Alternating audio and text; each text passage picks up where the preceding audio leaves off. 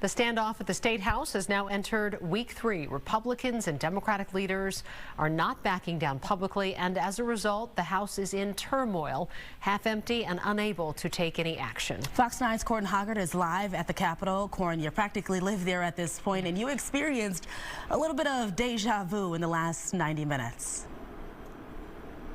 Yeah, it may not have been French, but today was basically a carbon copy of yesterday. 67 House Republicans walked into the chamber, and then just a few minutes later, they left. The DFL stayed away, and all the negotiations about power sharing have been happening privately. Once, twice, 3 times. Secretary of State Steve Simon has now briefly presided over a half-empty House chamber. Without a quorum of 68 members, he adjourned again Tuesday, and the House standstill extended another day. Here's what we know about negotiations between leaders. The DFL has offered to let Republicans have all the positions of power in the House for about 7 weeks, until a vote in Roseville presumably restores a 67-67 tie. At that point, they want shared power.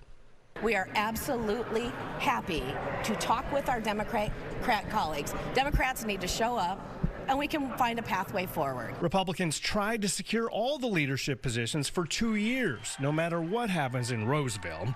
Publicly, they're not budging from that position, even after the state Supreme Court ruled their takeover can't happen until 68 members show up.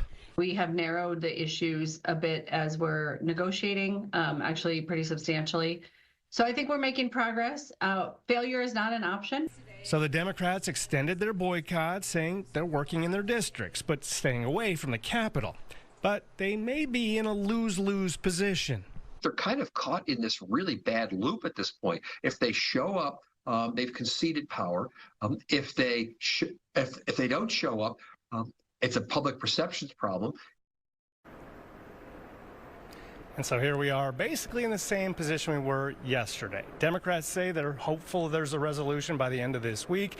The GOP, not quite as optimistic, and Secretary of State Simon will be back tomorrow afternoon to check the numbers.